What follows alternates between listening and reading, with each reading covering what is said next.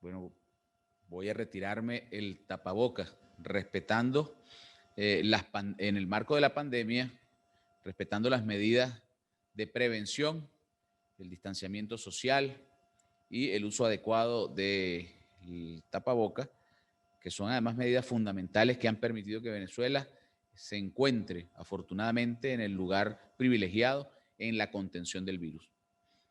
Bueno, hoy el sistema de formación socialista del Partido Socialista Unido de Venezuela y el Centro de Altos Estudios de Investigación Bolivariano, CEIBA, ente adscrito al sistema de formación, tenemos el placer de continuar con el plan de formación a los candidatos y las candidatas del Partido Socialista Unido de Venezuela y del Gran Polo Patriótico. El día de hoy contamos con la participación del doctor, camarada, militante revolucionario Enrique Plata Ramírez. Estará el profesor Enrique Plata abordando la dinámica de la comunicación política. El profesor Enrique Plata Ramírez, con una vasta experiencia en responsabilidades de la gestión, tiene una sólida formación como licenciado en letras, magíster en literatura y doctorado en filología hispánica y doctorado también en literatura. De manera que tenemos a un especialista de muy alto nivel, con una acerada formación, una consolidada militancia revolucionaria, que estará tocando un elemento neurálgico para el desarrollo y la formación de los cuadros políticos en el medio de esta dura batalla contra la agresión imperial. La dinámica de la comunicación política. Dejamos con ustedes al compañero camarada Enrique Plata Ramírez. Pido disculpas y permiso para quitarme el tapaboca y poder asumir la actividad pedagógica de la mañana de hoy, de este día.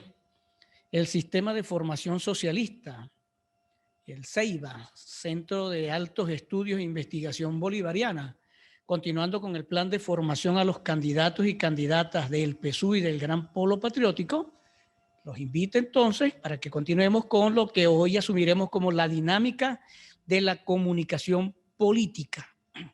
Un ámbito introductorio. Me van a ver que voy a estar en la metodología que voy a asumir a partir de este momento, como es discurso, y vamos a estar hablando discursivamente, voy a estar leyendo, voy a estar explicando, haciendo alto. Tengo que decir que esto no es más que una introducción a la comunicación política, porque el tema, como el resto de los temas que está llevando adelante tanto el CEIBA como el Centro de Formación Socialista a nivel nacional, son demasiado amplios, dan para un doctorado, y nosotros en 40 minutos tenemos que tratar de resumir esto. Así que piensen ustedes que están en una clase doctoral y que ustedes deben continuar posteriormente esta investigación, este trabajo en perspectiva y en proyección en el tiempo, ¿sí? Tengamos en cuenta también que dentro de esta pauta debemos hacer hincapié desde lo que se nos ha dicho en muchísimos sentidos, como las palabras que nosotros debemos manifestar, sobre las cuales debemos hacer muchísimo hincapié en la denuncia, en la unión. Presten la atención a esto, ¿sí? En la denuncia, en la unión, en el rescate y en el cambio, porque son fundamentales si nosotros estamos considerando el análisis del discurso.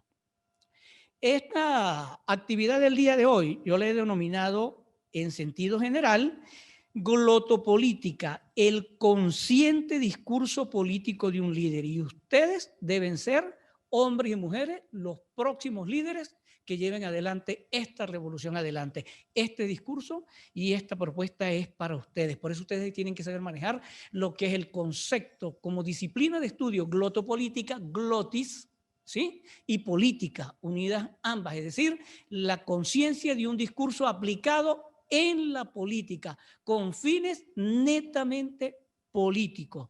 Pero además vamos a estar dentro de lo que yo defino, por supuesto que siguiendo otros estudiosos que ya mencionaremos, como el sistema de los tejidos del discurso. Este es un material de casi 20 páginas, y este material yo se lo voy a dejar aquí al CEIBA para que después, Cuando ustedes estén interesados, pueden buscar aquí a las autoridades del CEIBE y solicitarles ese material para que ustedes ahonden en lo que nosotros hemos dicho, para que ustedes investiguen o vayan más allá con las distintas referencias a las cuales vamos a estar haciendo nosotros aquí hincapié constantemente, ¿sí? Entonces el material va a quedar aquí posteriormente. ¿Qué vamos a hablar? Discurso, análisis del discurso. Ese análisis del discurso se los voy a ejemplificar en la medida en que esté desmontando este mismo discurso que como ejemplo yo los estoy llevando adelante. Como dirigentes políticos, ustedes tienen que saber manejar todo discurso, el discurso en sentido general, pero el discurso en función política ustedes tienen que saberlo manejar y aplicar y saber cuándo debe ser utilizado, por ejemplo, en una entrevista radial, en una entrevista en la televisión o en la telemática, en las plataformas de lo que conforma hoy la telemática, es decir, las distintas redes sociales. No es igual. La estructura del trabajo que tenemos aquí adelante, si nos da tiempo, en estos 40 minutos lo abordamos. De todas maneras, les digo que aquí queda. Está en 4 partes estructurado. El primero, lo que es exactamente la lengua, el habla, el lenguaje, la palabra, el discurso, que puede ser lo esencial de todo. Luego pasaríamos a un segundo nivel, que es el de glotopolítica como tal, el discurso como esencia de todo lo político. Posteriormente, ese discurso de formación, ¿cómo lo utilizó el comandante presidente Hugo Rafael Chávez Frías y cómo en esas distintas vías, les mencionaba hace poco, cómo puede utilizar el discurso en los distintos medios, en las redes sociales o en los medios masivos de comunicación, radio, prensa, escrita y la televisión? Esta sería la estructura. La metodología, se los adelantaba un poco, es la lectura y la explicación.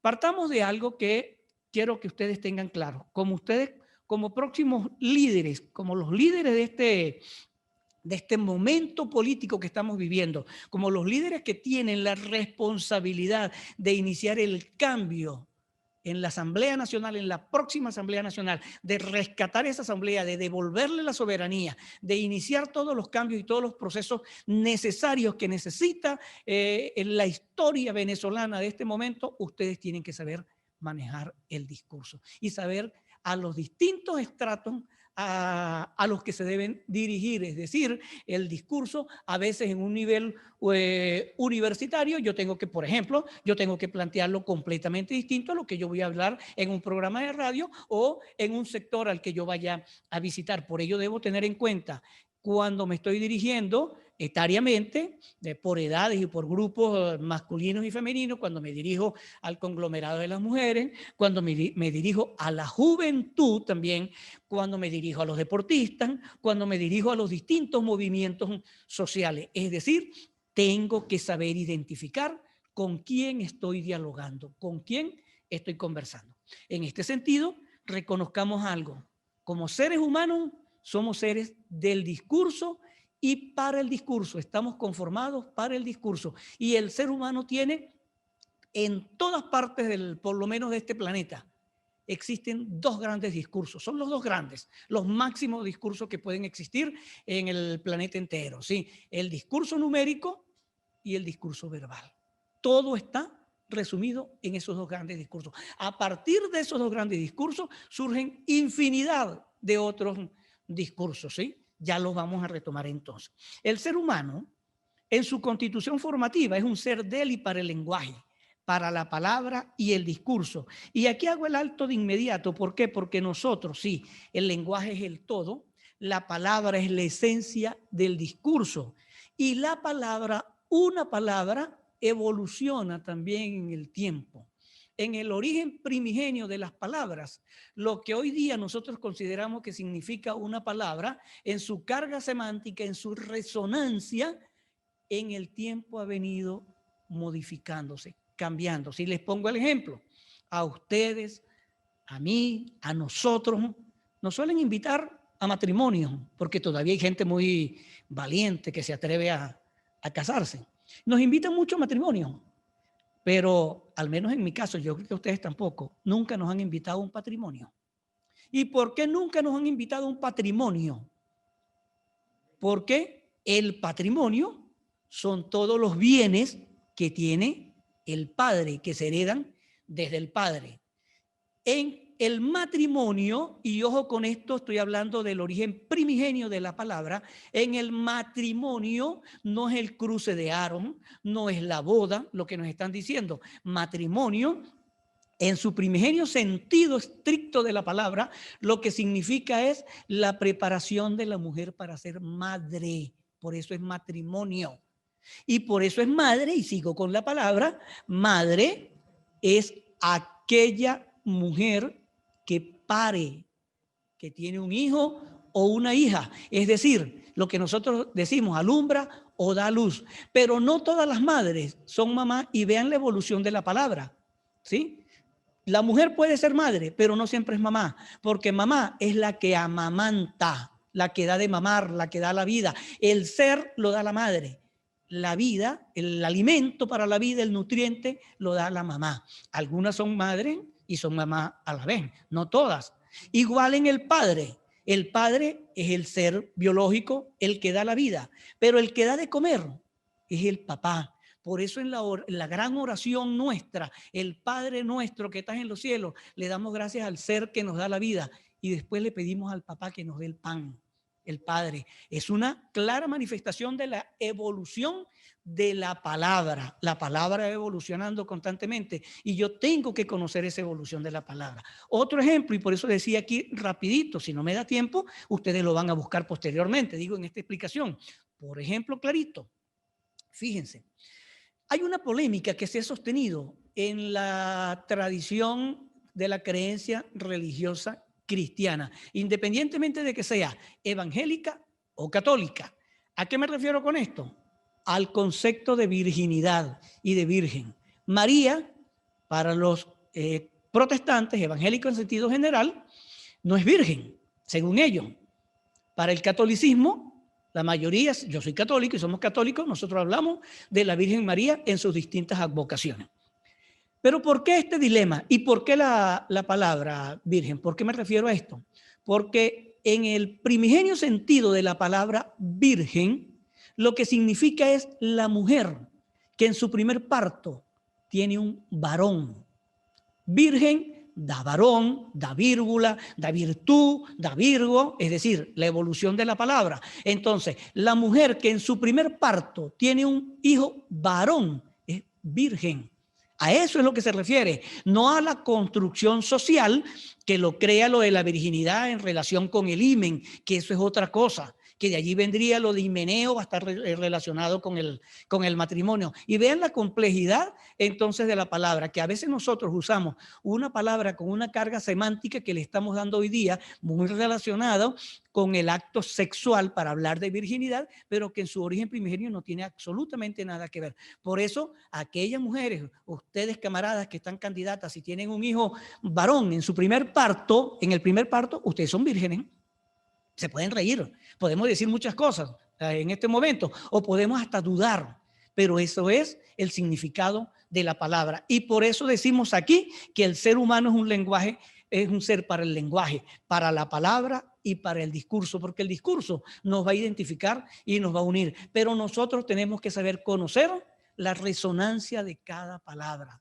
Las palabras no están nunca de gratis en ningún discurso, y yo tengo que saber emplear esas distintas palabras que en un momento determinado me puedan decir. Por eso cuando nos dicen, cuando nos dieron el camarada a nivel nacional en el partido y en el Gran Polo Patriótico, nos dijeron, mire, tenemos que partir de la denuncia, de la unión, del rescate y del cambio. Es decir, nos estaban dando las directrices semánticas de lo que nosotros tenemos que usar en nuestro discurso para llegarle al pueblo a donde nosotros queremos llegar. ¿Ok? Entonces, decía eso, que somos un ser para la palabra y que existen dos grandes lenguajes que los conforme el imaginario social humano. El lenguaje del saber humanístico, el de la lengua, el verbal, la filosofía, la epistemología, y el lenguaje, por supuesto, también, que va a significar el científico, que va a estudiar los científicos. Ambos tienen una esencia filosófica y ambos suelen ir de la mano. Esos son discursos siameses. Esos son lenguajes siameses, no se pueden separar, no se van a separar nunca. Cuando usted está haciendo una ecuación, cuando usted está hablando de algo físico, físico cuántico, usted está utilizando el lenguaje numérico, y en el momento en que usted está usando el lenguaje numérico, usted está usando el lenguaje verbal. Igualito, cuando usted en el lenguaje verbal, un niño o en su clase o en una casa le dicen vamos a contar un cuento, vamos a enumerar, estamos utilizando el lenguaje numérico. Siempre van a ir ambos lenguajes de la mano, y de ellos dos se van a desprender el lenguaje político, el deportivo, el económico, el jurídico, el médico, en fin, el resto de los lenguajes van a salir de estos dos lenguajes. Por eso ambos tienen su esencia filosófica, y esa esencia filosófica lo que quiere decir es epistemología, es conocimiento. Ambos suelen cruzarse completamente, transversalizarse. A veces se transversaliza con muchísima profundidad y otras veces muy subrepticiamente. En su formación epistémica, el ser humano, el individuo, se mueve siempre entre estos dos lenguajes. Yo tengo que saber conocer esos dos lenguajes, el lenguaje numérico y cuáles son las disciplinas que me va a abarcar este lenguaje numérico, y el lenguaje verbal y cuáles son las disciplinas que me abarca a mí el lenguaje verbal. Una de esas disciplinas que nos abarca el lenguaje verbal es esta que nosotros estamos aplicando en este momento, es el análisis del discurso. Por eso en este momento yo leo aquí y voy explicándole a ustedes, desmontando el discurso, aplicando análisis del discurso, justamente para que ustedes comiencen a revisar el discurso que ustedes utilizan y lo comiencen después a analizar. A partir de ambos lenguajes, como decían, van a surgir una gran cantidad de lenguajes. Todos estos otros lenguajes siempre van a ser integradores. Fritjof Capra dice que en La trama de la vida, que es un libro extraordinario que ustedes deben conocer, dice que los científicos y los filósofos le han dado a todas estas complejidades distintos nombres. Esos nombres los podemos nosotros conocer como teorías del caos, teoría de lo fractal, teoría general de los sistemas, teoría del tejido de los discursos en nuestro caso en este momento, porque el discurso se va entretejiendo para yo saber decir lo que yo estoy diciendo. Son códigos, y en el momento en que yo estoy aplicando los códigos lingüísticos, quien me está escuchando está desentrañando ese código a partir de la acción de su cerebro, está desentrañando el mensaje que yo le estoy enviando. Por eso mi mensaje tiene que ser claro, tiene que ser preciso, y yo no puedo estar divagando cuando yo voy a enunciar cualquier acto que yo quiera decir o enunciar. Todos estos lenguajes de los que venimos hablando entonces, en sentido amplio, forman parte de lo que se conoce como teoría general de los sistemas. ¿Qué es esto? Nada en el universo está desligado. Todo está cruzado. Ese gran tejido del que nosotros estamos hablando, todas las ciencias, todas las disciplinas, todo el conocimiento está cruzado. Yo puedo ser un estudioso humanista de la cultura latinoamericana y caribeña, pero yo, para llegar a conocer la cultura latinoamericana y caribeña, para yo llegar a entender los procesos complejos de la identidad, yo tengo que conocer estas otras teorías, o debo saber remitirme a las ciencias, por ejemplo, a lo fractal, por ejemplo, a la física, a la química, a la biología. Yo tengo que saber llegar allá. Las disciplinas están entrecruzadas. El conocimiento es muy amplio, es vasto, bastante. Y por eso en ese conocimiento, en esa teoría general de los sistemas, yo no me puedo quedar con una ínfima parte si yo soy un acucioso. Yo tengo que ir a las profundidades de mis estudios, a las profundidades de mi discurso para yo conocer. Recuerden algo, nosotros trabajamos muchísimo hoy día con la telemática, con Internet. Internet tiene muchísima información, pero no el conocimiento. En Internet usted puede buscar toda la información posible que puede existir, habido y por haber, pero allí no está el conocimiento, porque el conocimiento se va a transmitir a partir del ser humano, de este ejercicio que nosotros hacemos con el cerebro, ¿sí? Ese es nuestro conocimiento, eso es lo filosófico, eso es lo epistemológico, eso es lo biológico, y por eso nosotros hablamos de una teoría general de los sistemas. ¿Que esto es novedoso? No, ya de esto habían hablado Hegel, fenomenología del espíritu, había hablado Heráclito, habían hablado distintos estudiosos y distintos filósofos. Capra lo que nos da nos contextualiza contemporáneamente esta situación para hablar de las teorías del caos, de lo fractal, Edgar Morin, por ejemplo, entre otros estudiosos. Pero Heráclito ya nos hablaba. Sin embargo, hay un detalle en todo esto, en esa teoría general de los sistemas. Heráclito quizás sea el primero que comienza a hablar del discurso. ¿Por qué el discurso? El discurso es arbitrario. Cuando yo menciono, señalo algo, yo comienzo a identificar a ese algo. Y ese algo fue lo que Lucrecio nos dijo, que debe tener un nombre. Entre Heráclito y Lucrecio comienzan a darle el sentido de lo que debe ser el lenguaje. Fíjense, cuando yo comienzo a pensar en una silla, yo sé en mi imagen, de inmediato mentalmente, me formo una imagen de lo que es una silla. Una silla no puede ser una mesa, una silla no es un sofá. La silla sirve para sentarse, sí, el sofá también, pero una silla es una cosa y un sofá es otra cosa. Y una mecedora es otra cosa, aunque puedan cumplir una función parecida o cercana. Entonces, en el significado, cuando yo estoy hablando, le doy el significado, lo nombro, yo nombro el mundo a partir de la palabra, de inmediato le doy un referente que es una imagen, y ese referente y esa imagen es el mundo. Yo decía la silla, puede haber sido un árbol, y yo digo árbol y yo sé lo que significa el árbol, mentalmente dibujo el árbol, pero también digo la palabra, la persona. ¿Quién es la persona? ¿A qué me estoy refiriendo? El nombre. Por eso es importante reconocer el papel que cada palabra cumple en una oración determinada, en un discurso determinado. Y por eso también el discurso tiene que ser claro. ¿Y por qué tiene que ser claro? Porque el discurso no es inocente, no lo olviden nunca. El discurso nunca es inocente. El discurso siempre cumple una función.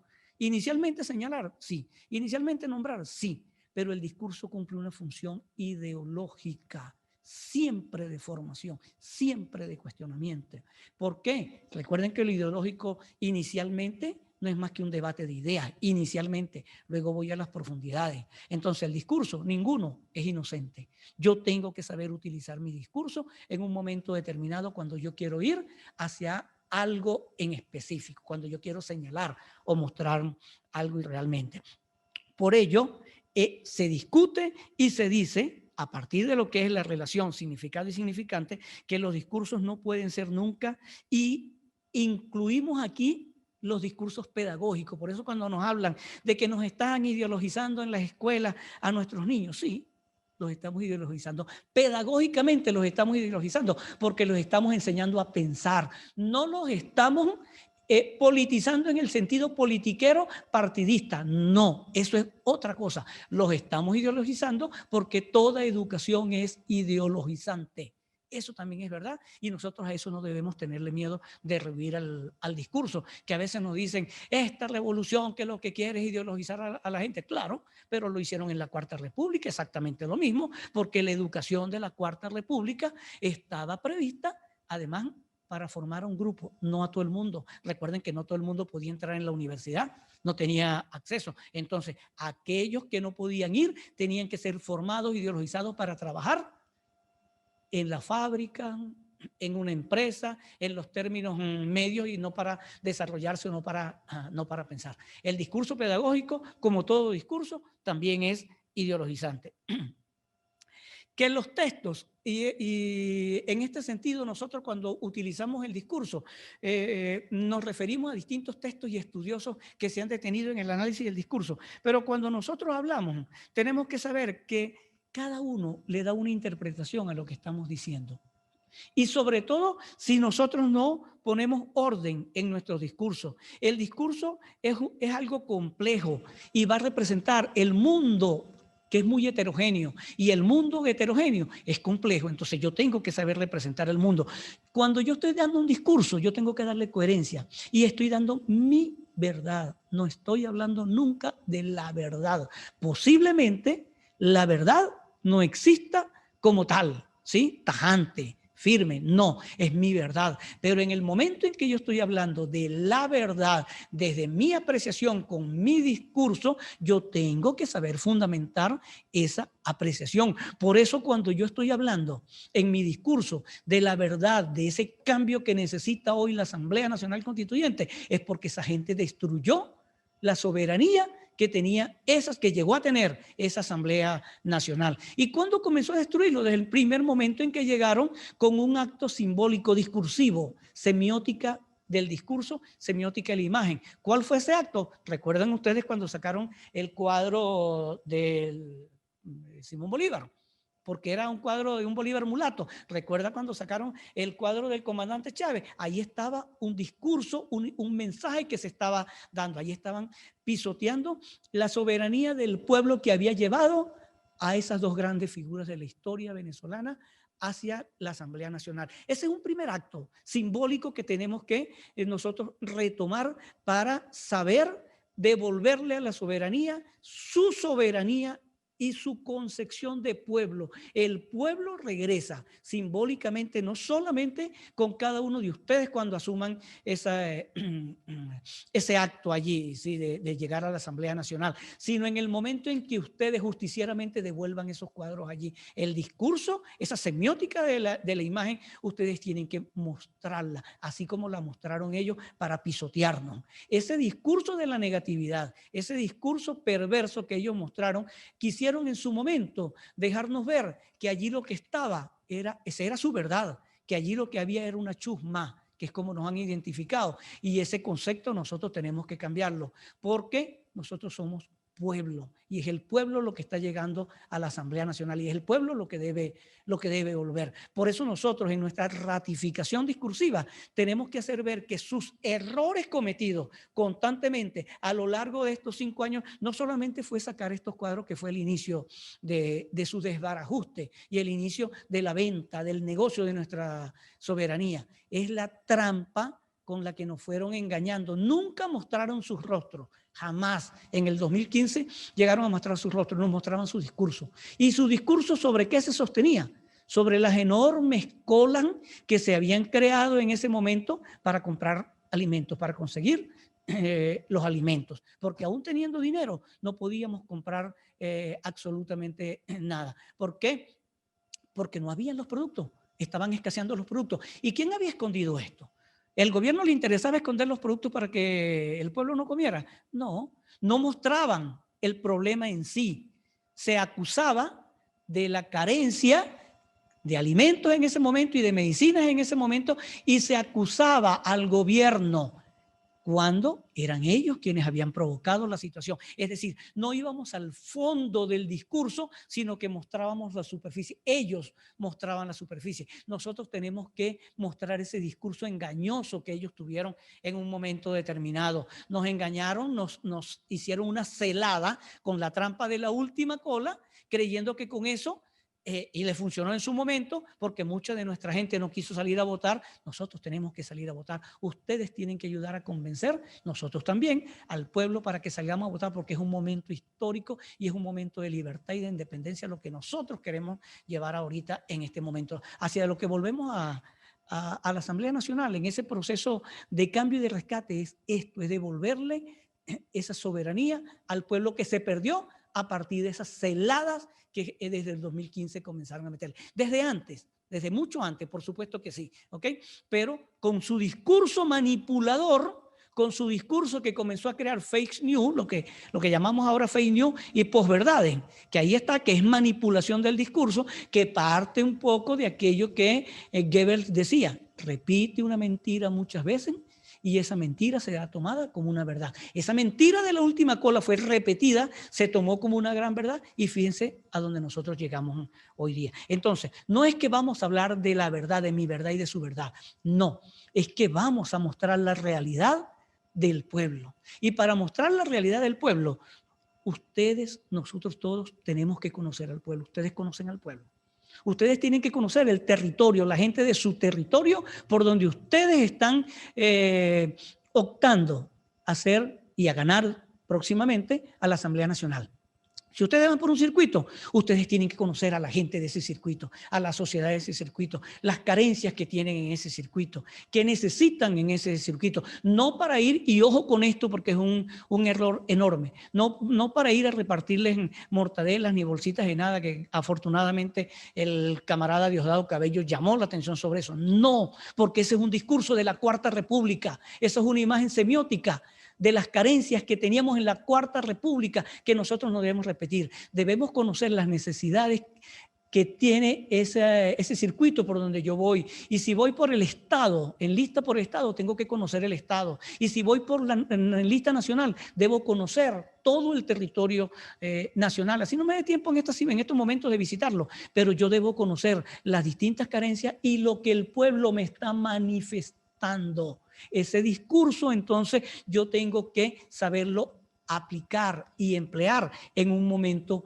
determinado. Cuando ya me corresponda ir. Pero ¿cómo tengo que hacerlo? Les decía ahora rato, yo no puedo llegar de la misma manera que voy a hablar en un medio de comunicación, en una radio, en la televisión, cuando me entrevistan, yo no puedo estar hablando ni escribiendo exactamente igual por las redes sociales, no puedo. Primero porque las redes sociales son más breves y el discurso es escrito, puedo grabar también y tengo que saber lo que voy a grabar y lo que voy a decir.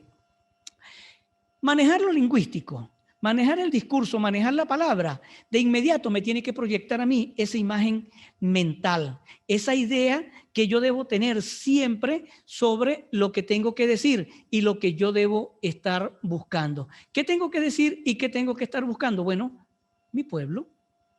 No tengo más nada que ir, yo no tengo que ir lejos a ningún otro lado, sino conocer las necesidades de mi gente. El camarada César Carrero tiene un programa en este sentido de análisis discursivo que es el 5, creo que se llama así, en donde está muy bien explicitado esto. Tomemos ese modelo que se tiene allí porque ¿qué me está diciendo y qué me está poniendo sobre el tapete? Me está diciendo cuáles son las necesidades que yo tengo como pueblo en una comunidad determinada, en el Guárico, en el Zulia, en Mérida, pero en Mérida las necesidades que yo pueda tener en toda el área panamericana quizás sean distintas a lo que tenga en el Páramo o en los pueblos del sur. ¿Cómo conozco yo eso? Conociendo a la comunidad, yendo allá. ¿Cómo voy a llegar a ello? A través de esto, del ejercicio de la palabra, con ese discurso, cuando yo me estoy dirigiendo a cada uno de ellos, entonces yo estoy primero en un intercambio que ahorita es difícil por lo de la situación de la pandemia, pero de alguna manera nos ingeniamos. Yo tengo que recoger toda la información que mi pueblo de mi sector me quiere decir y a partir de allí comenzar a pensar en función de esa comunidad sobre la cual yo deseo trabajar y voy a trabajar en la Asamblea Nacional. Entonces, ¿qué tengo que comenzar a pedir y a manifestar y a tener claro? Que les decía que no pierdan de vista lo que es glotopolítica. ¿Por qué lo que es glotopolítica? Y les explico. Les decía inicialmente que es la glotis, de allí viene. Pero glotopolítica es una rama de la sociolingüística que se va a encargar del estudio del discurso político con función política en una determinada comunidad. Ustedes no van a estar haciendo ese estudio. En lo inmediato no, ustedes van a aplicar el estudio. El análisis del estudio lo deben tener cerca con la gente que los apoye a ustedes, los analistas de los discursos, como mi persona, como cualquier otra persona que se dedique a hacer el análisis de este discurso, ciertamente, sí. Pero ustedes tienen que conocer que es un discurso consciente, que es un discurso político que va en función de un objetivo. Es decir, si yo voy a ir a una determinada comunidad y yo sé que allí el problema fuerte que lo tenemos aquí en Mérida ahora, el circuito número 3, aquí en Mérida con el problema de la luz, que es terrible, hay una situación de fondo. Y yo tengo que conocer esa situación de fondo. Yo no voy a volver a decirle, mire, sí, tenemos un problema en la luz, vamos a ver cómo lo arreglamos y la cuestión. No, yo tengo que ir a decirle a esa gente, a este pueblo, qué es lo que está pasando con la electricidad. Sí, tenemos un bloqueo. ¿Cómo no? Tenemos un bloqueo. El presidente Maduro decía en estos días que teníamos fallas también en nuestras instituciones. Sí, y saboteo en nuestras instituciones. Pero ¿qué hay detrás de todo esto? Venezuela tiene los recursos para comprar lo que necesita para activar todo el sistema eléctrico nacional. Pero ¿qué sucede? Que las empresas que son europeas, y estadounidenses no nos venden estos aparatos por el sistema del bloqueo. Entonces ahí hay algo de fondo. Yo tengo que ser preciso y conocer esa cuestión para saber decirle, mire, no tenemos esto porque la Siemens no nos vende el aparato que necesitamos para activar, por ejemplo, la Don Luis Amblano, por ejemplo, ¿sí? ¿Y por qué no nos vende todo esto? Bueno, porque estamos sometidos a un bloqueo. Cuando yo comienzo a utilizar mi discurso con función política, entonces yo estoy usando esa glotopolítica. Es decir, yo tengo que ser consciente de lo que yo estoy haciendo y diciendo. No puedo elucubrar, no puedo ponerme a inventar. Y para llegar a esto, yo debo manejar el conocimiento, mi sistema de formación. Ustedes conocieron al presidente Chávez, al comandante Chávez. El comandante Chávez, en el tiempo en que estuvo en Yare, se formó leyendo, y a cada rato uno ve toda la formación que tiene, todos los libros que remite, filosofía, epistemología, química, biología, ciencias en sentido general. Se formó como un estadista. Nosotros, ustedes tienen que formarse como estadistas, porque ustedes van a estar en la Asamblea Nacional, y al ser estadistas ustedes tienen que conocer de todo. Una vez que ganen, ustedes no son diputados de un circuito, ustedes son diputados nacionales. Y al ser diputados nacionales, ustedes tienen que conocer la realidad del país, el contexto, por supuesto, local, la realidad del país y lo geoestratégico, lo geopolítico. Venezuela en el contexto del Caribe, Venezuela en América Latina y Venezuela en el mundo. Eso lo daban las lecturas y el discurso del presidente Hugo Chávez. Hay que leer muchísimo al comandante Chávez. Y luego, este discurso, ¿cómo lo voy a aplicar y cómo lo voy a mostrar? Sobre todo en estos momentos en que nosotros no podemos ir a visitar y nos hace falta abrazarnos con el pueblo y llenarnos de pueblo, mezclarnos con el pueblo, que es muy bueno, que en el momento en que podamos hacerlo, tenemos que hacerlo. Entonces yo tengo que valerme de las redes sociales, del Twitter, del Instagram, del Facebook. Llevemos allá, pero nuestro discurso no tiene por qué estar tampoco elucubrando, sino que yo tengo que estar mostrando lo que yo necesito mostrar en esencia de ese discurso. Les decía que aquí hay muchísimo más, y están una serie de autores que ustedes pueden luego consultar este trabajo a profundidad con las distintas líneas transversales que nos van a nosotros a llevar a lo que es el manejo del discurso político. Ustedes lo van a poder consultar aquí porque el trabajo va a quedar aquí en el Ceiba como tal, aquí en el Ceiba Mérida. Comiencen a pensar y a reflexionar qué buscan, qué queremos y qué pretendemos. Pero sobre todo una cosa, la unidad. Lo que nosotros tenemos que buscar es la unidad en estos momentos que la patria nos reclama esa unidad. No ir divididos, sino justamente llamarnos a salir a votar. Quizás a salir a votar por quien quiera, sí, primero a salir a votar, luego a votar por nosotros. Y a que los revolucionarios en este momento nos unamos, porque está en juego la soberanía de la patria y no es broma. A la vuelta de la esquina nosotros tenemos amenazas militares, y esas amenazas militares se pueden concretar si nosotros nos dispersamos. Sun Tzu, piensen en Sun Tzu y piensen en todo lo que lo han dicho: divide y vencerás. Y nos pueden pulverizar si nosotros nos vamos unidos. En este momento nosotros y ustedes tenemos que llamar a la unidad, y lo podemos hacer con nuestros discursos, con nuestras palabras. Los esperaremos en otra oportunidad en que nosotros podamos continuar con esta serie de actividades de formación política.